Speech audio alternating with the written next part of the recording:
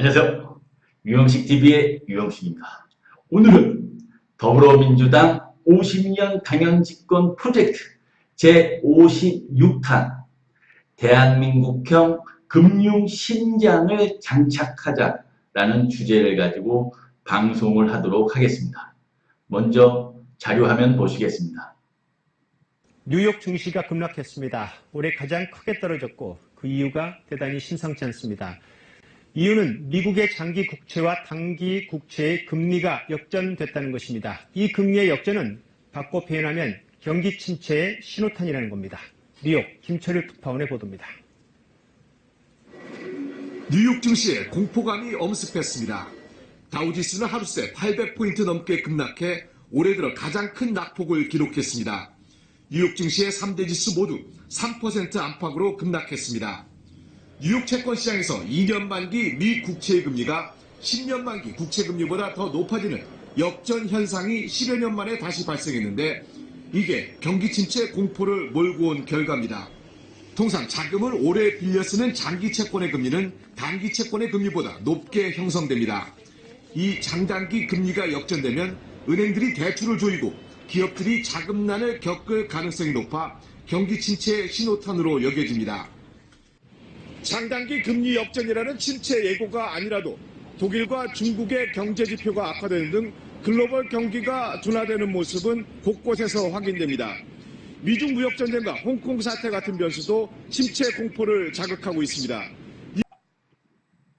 뉴스에서 보신 바와 같이 우리나라가 어제 이제 광복절이어가지고 휴일이었는데 그날 새벽에 태평양 너머 미국에서는 장단기 국채 금리가 역전됨으로써 그 여파로 뉴욕 증시가 폭락하는 그러한 일이 벌어졌고 그로 인해서 글로벌 R의 공포, 그러니까 R은 리세션이죠. 경기 침체 공포가 엄습을 했습니다.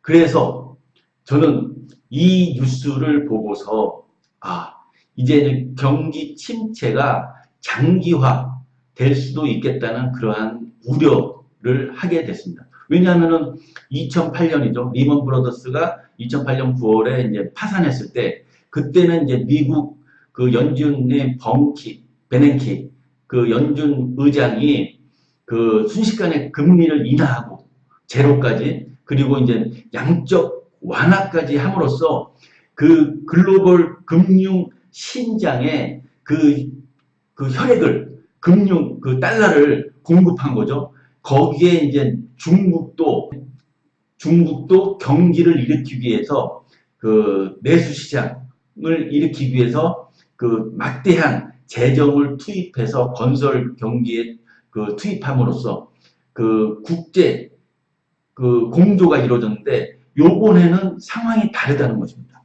여러분도 알다시피 지금 미국과 중국의 무역 전쟁으로 촉발된 패권 전쟁 그리고 지금 유럽연합에서는 어떤 일이 벌어지겠습니까? 독일이 그 유럽연합의 지도국가인 독일이 예전만 못하다는 것입니다. 경기가. 그리고 우리나라와 일본은 수출 규제로 이제 또 이제 아웅당하고 지금 전 세계 글로벌 시장이 그 단합을 해도 모자랄 판에 지금 각자 도생의 길을 걷고 있다는 것입니다. 그래서 이제 이 글로벌 경기 침체의 공포가 실제로 만약에 발생을 한다고 그러면은 그 기간이 상당히 10년 넘게 걸릴 수도 있다는 것입니다. 근데 제가 이제 이 뉴스와 뒤에 이제 뭐 그 유튜버죠. 슈카월드의 그 유튜브 그 방송을 어제 봤었는데 이게 글로벌 시장 이 경기 침체를 발판 삼아서 대한민국이 그 치고 나갈 수 있는 절호의 기회가 될 수도 있다는 생각을 어제 밤에 했고 그 이후로 오늘 방송을 하는 것입니다. 이제 지금 콘텐츠 시장이 오고 있지 않습니까, 여러분? 유튜브로 촉발된 그 아마존의 훌라 그리고 넷플릭스 우리나라에서도 이제 수백만 명의 구독자를 모집했죠. 그리고 여기에 또 11월 12일에는 디즈니 플러스라는 오리지널 콘텐츠 마블이라든지 그 스타워즈 엘사, 그리고 미키마우스, 도널드 덕으로 오리지널 콘텐츠로 똘똘 뭉친 온라인뿐만 아니라 얘네들은 이제 오프라인까지. 왜냐면 우리 미키마우스라든지 도널드 덕은 디즈니랜드라는 오프라인에서도 실제로 우리가 만날 수 있고, 스타워즈, 예? 이러한 것들은 또 피규어로 실제로 이제 할 수 있기 때문에 엄청난 OTT 시장에 뛰어들면은 디즈니 플러스가 단숨에 넷플릭스를 따라잡을 뿐 아니라 제가 봤을 때는 일강으로도 나갈 수 있는 그러한 콘텐츠 시장에서 대한민국이 글로벌 경기 침체, 그리고 미래의 우리가 먹거리 사업인 콘텐츠 시장에서 어떻게 우리가 대처하느냐에 따라서 글로벌 강자로 우뚝 설 수 있는 선진국으로 빨리 도달할 수 있는 그런 기회가 오지 않았나 하는 그러한 생각을 어젯밤에 하게 됐습니다.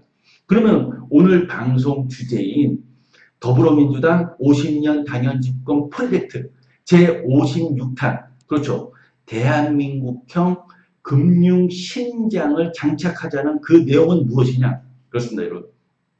우리나라에는 지금 코스닥이 있습니다. 코스피에서는 이제 제조업, 굴뚝산업이죠. 그러한 굴뚝산업과 금융, 그러한 주식이 거래되고 있고, 둘째, 코스닥에서는 벤처기업들, 스타트업 기업들이 주식이 거래돼서 자금 조달을 하고 있습니다.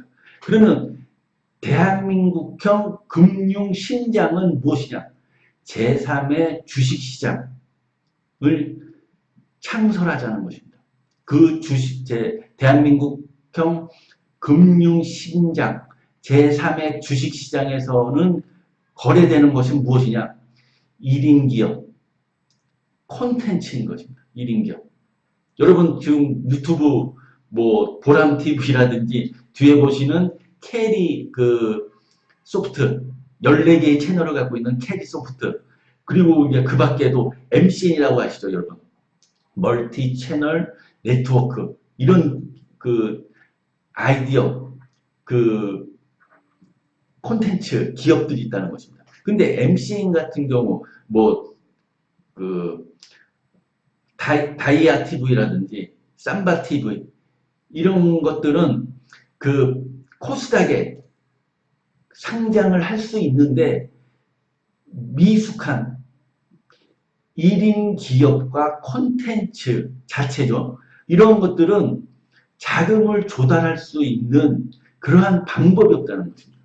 그래서 제3의 주식시장, 대한민국형 금융시장을 장착함으로써 이러한 콘텐츠 시대에 1인 기업과 콘텐츠 자체만으로도 우리가 이제 자금을 조달할 수 있는 생산 요소가 뭡니까? 자본, 노동, 토지, 그리고 여기에 또 이제 기업가 정신이라든지 지식, 이렇게 이제 분류하고 그러는데, 가장 중요한 게 여기서 이제 물론 이제 1인 기업과 콘텐츠는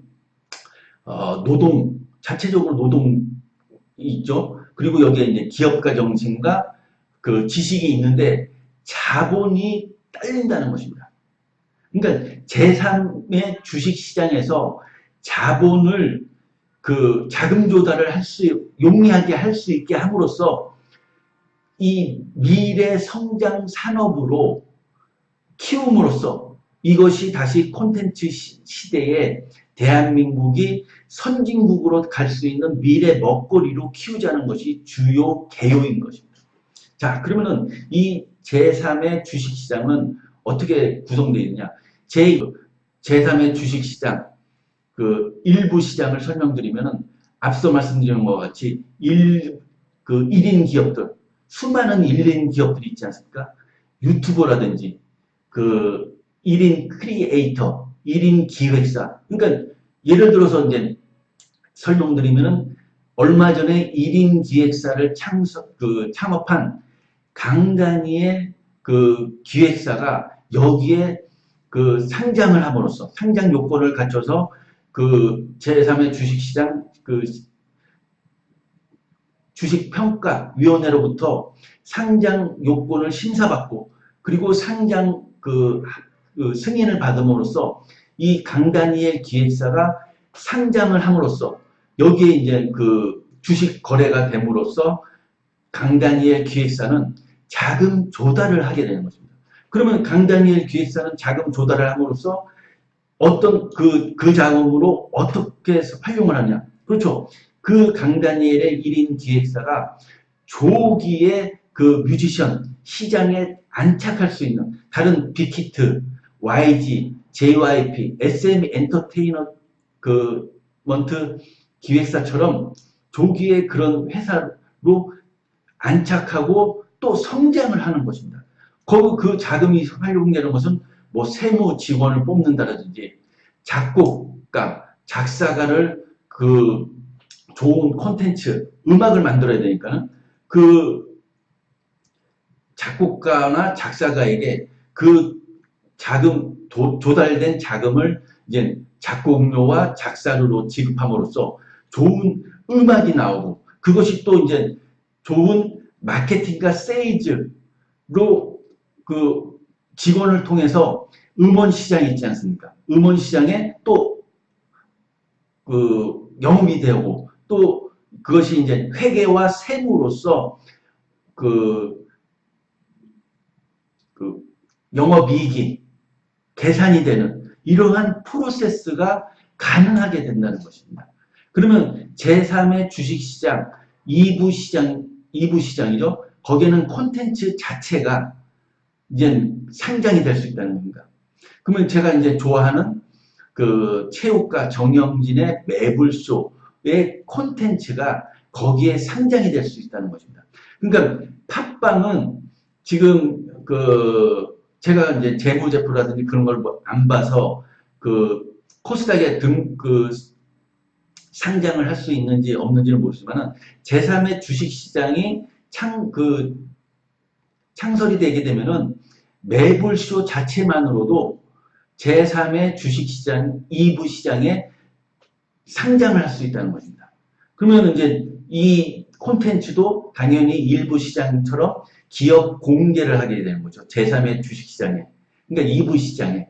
그러니까 이 콘텐츠, 그러니까 팟빵의 그 기획자들이 그 CIPO 콘텐츠 공개를 하게 되는 것입니다. 그러니까 지금 그 구독자 수는 얼마인지, 그리고 매일 그 듣는 사람들은 얼마이고, 광고 매출이 있을 거 아닙니까? 그런 매출은 어떤 것들이 있고, 앞으로 이제 비전은 무엇인지, 그런 것들을 이제 그 공개를 하게 되는 것입니다.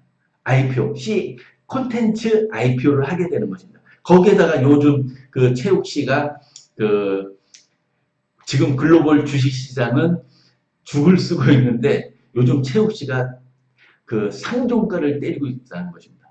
그 이상미 양과 최은정 양, 얼마 전에 이제 그 알게 된 그 최은정 양이 그 삼각관계, 그 관계를 또 콘텐츠로 만드는 거죠. 제가 이제 예를 들어서 설명하기 위해서 이 세 분이 이제 힙쟁이들의 힙수다라는 새로운 콘텐츠, 그러니까 이 매불쇼에서 그 하위 콘텐츠로 힙쟁이들의 힙수다라는 콘텐츠를 만드는 거죠. 그러니까 그 체육가 이상미 씨가 강릉에 있는 테라로사 카페를 간다든지, 그리고 이제 체육가 최은정 씨가 그 성수동에 있는 블루보틀에 가서 이제 또 1시간씩 그 방송 분량이 나오고, 처음 그 버전은 이제 그 영상만 나오는 거죠. 그 대화가 안 나오고. 그러니까 그거 버전 1은 이제 광고로 매출을 올리고, 제2 버전은 그 대화까지 나옴으로써 이거는 이제 그 결제를 해야 되는 거죠. 구독자들이. 그렇게 함으로써 광고 매출과 그 구독료 수입, 매출을 동시에 일어남으로써 그 팟빵에서는 그 영업이익을 극대화하는 콘텐츠를 만들 수 있다는 것입니다.